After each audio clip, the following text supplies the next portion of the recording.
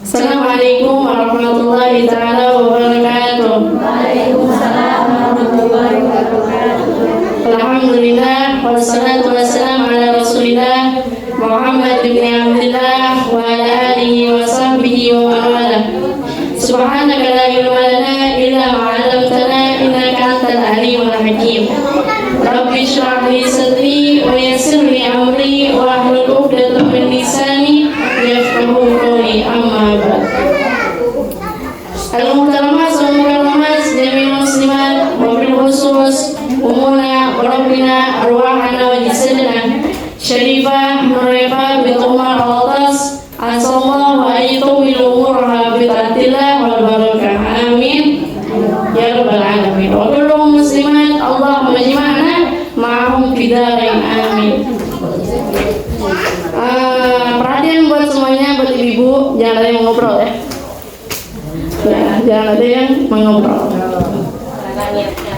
Segala puji bagi Allah Subhanahu wa taala yang masih memberikan kesempatan kepada kita untuk bisa berkumpul yang insyaallah di majlis yang penuh barokah ini, terutama di majlis Nurul Zahra yang mudah-mudahan selalu Allah turunkan rahmat dan juga ridhonya, amin ya rabbal alamin. Salawat serta salam kita curahkan, kita junjungkan kepada Nabi Alam yang mana beliau adalah ahsanun nasi khalqan wa khalaqa. Beliau pemilik daripada akhlak yang begitu mulia, beliau pemilik daripada suri tauladan yang begitu agung. Beliau adalah berjuang bagi umatnya, beliau yang merindukan umatnya, beliau yang telah membawa kita dari zaman jahiliyah sampai zaman sekarang, beliau yang telah membawa kita dari zaman terang benderang, dari zaman gelap gulita sampai zaman terang benderang. Beliau adalah habibana wa syafiina wa karimina wa maulana Muhammadin.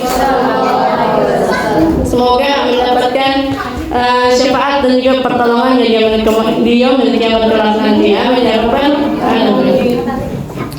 Ya, insyaallah hari ini kita akan membahas tentang perkara yang batin, yaitu perkara tentang hati, yang mana hati itu wajib juga, penting juga buat kita perhatikan. Sebab Nabi besar Muhammad sallallahu alaihi wasallam bersabda, "Innallaha la yanzuru ila ajsamikum wa la ila suwarikum walakin yanzuru ila qulubikum wa amalikum." Rasulullah sallallahu alaihi wasallam bersabda bahwasannya Allah Subhanahu wa taala tidak melihat daripada badan-badan kalian.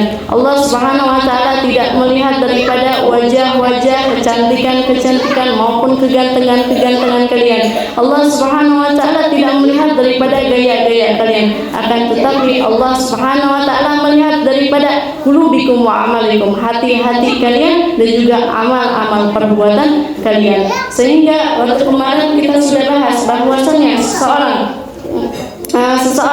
yang hatinya yang berkurang di dalam hatinya keimanan, bahkan hilangnya keimanan di dalam hati mereka, bahkan juga hati mereka telah mati disebabkan beberapa perkara. Yang kemarin di hari Selasa kita udah bahas. Yang pertama adalah lalai atau tidak menunaikan hak-haknya Allah Subhanahu wa taala.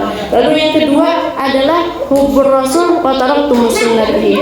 Kalian mencintai Rasulullah sallallahu alaihi wasallam. Kita ini mencintai Nabi besar Muhammad sallallahu alaihi wasallam. Akan tetapi kita tidak mengikuti daripada sunnahnya, kebiasaannya, anjurannya Nabi besar Muhammad sallallahu alaihi wasallam. Ibaratkan sebuah pernyataan cinta kita ini hanya ada di dalam mulut saja, hanya berhenti di bibir saja, tapi tidak sampai rasanya ke dalam hati.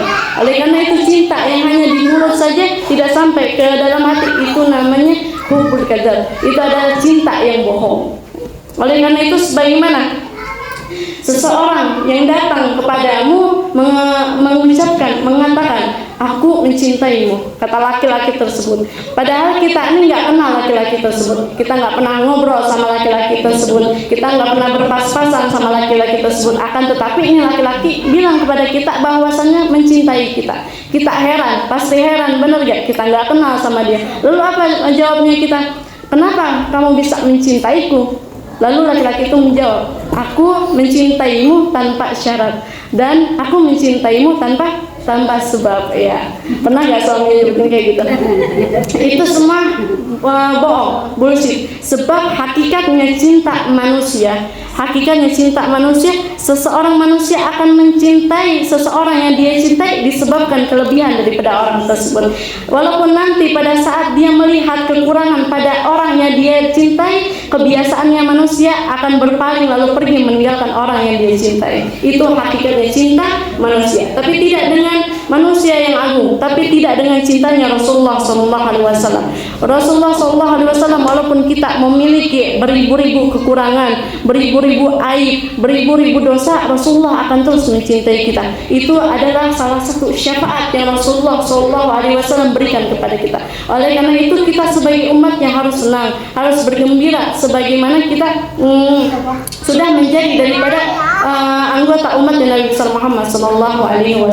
Yang mana nanti pada saat di padang mahsyar tempatnya pada saat itu tempatnya kekejian, tempatnya semua aib, semua dosa-dosa kita akan dipertontonkan oleh semua orang dari zamannya Nabiullah Adam alaihissalam sampai zamannya Nabi besar Muhammad SAW, akan dipertontonkan oleh umatnya Nabi Adam sampai umatnya Nabi Muhammad SAW. Kita akan semua dosa-dosa kita, semua aib kita akan dipertontonkan oleh semua manusia, miliaran manusia pada saat di padang mahsyar. Lalu Rasulullah akan melakukan apa kepada umatnya? Rasulullah akan menarik salah satu dari tangan kita yang memiliki rasa cinta kepadanya, walaupun sedikit. Rasulullah akan menganggap rasa kecil cinta kita kepada Rasulullah ada sesuatu yang besar, sehingga pada saat padang mahsyar nanti kita ditarik tangannya, dijauhkan dari api neraka.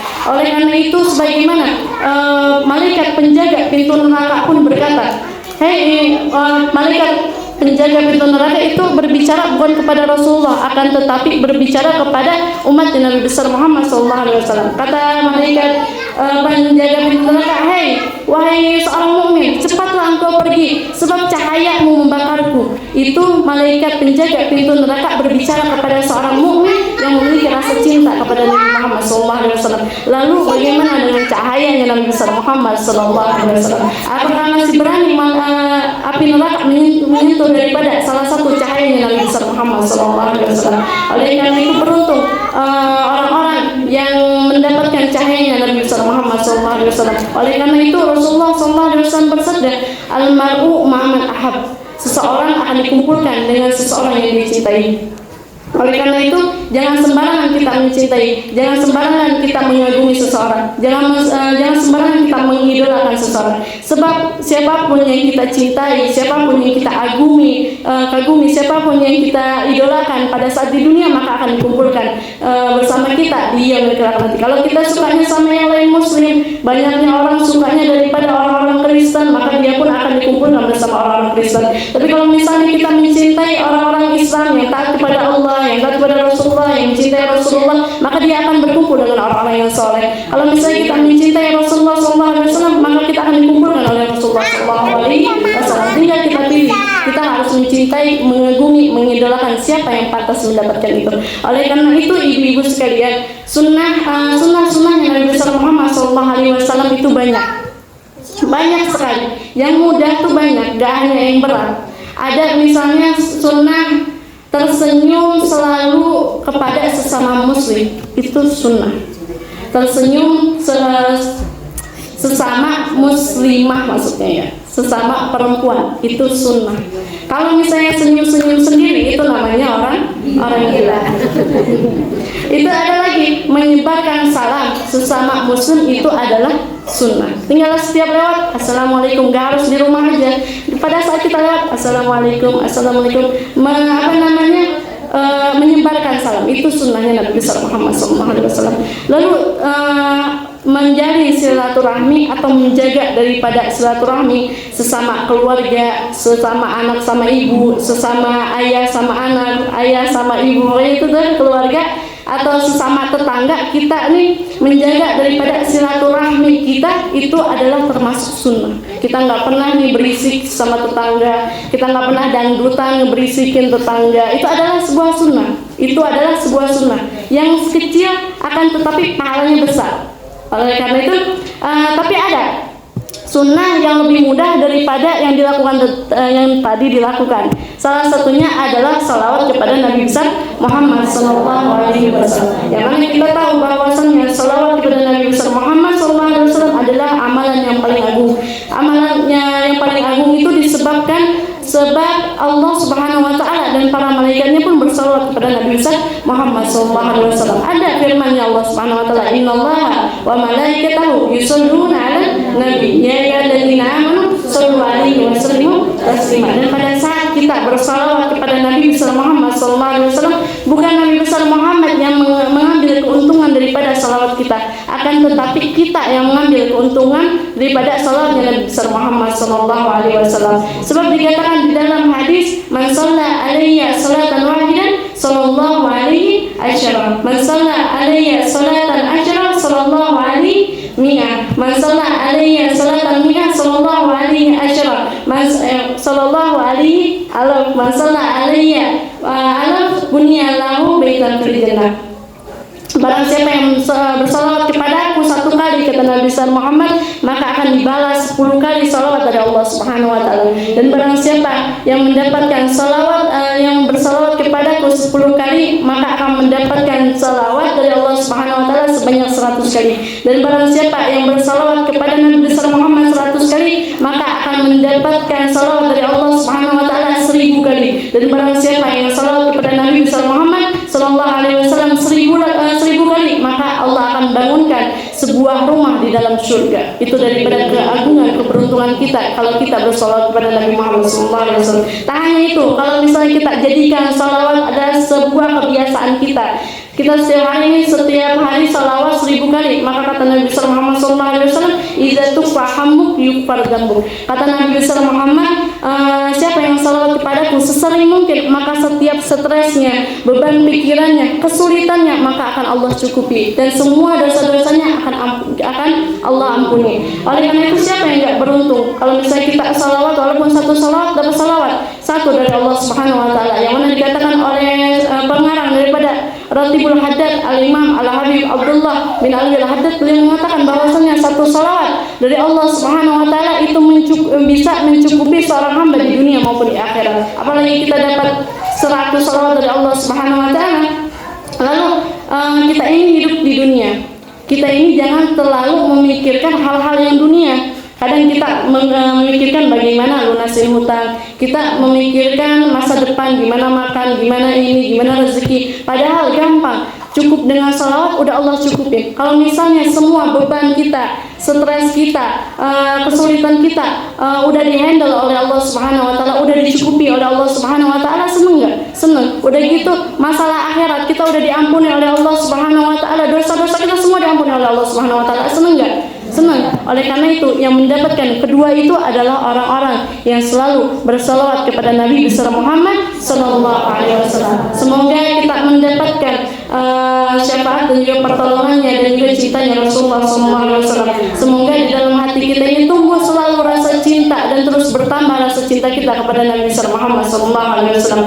Allahumma inni as'aluka hubbak wa hubba man yuhibbuka wa kull amalin yuqarribuni ila hubbik. Allahumma inni as'aluka zidna في الدين وبركة في الأمر وستم بالجسد وستم برزقه وتوبة قبل الموت وشهادة الموت ومغفرة بعد الموت وعفوا من اللسان وأمانا من الأدب ونسيبا من الجنة ورسولا نزل إلى وجهك الكريم وصلى الله على سيدنا محمد وعلى آله وصحبه وسلم. شكرا والسلام عليكم ورحمة الله وبركاته.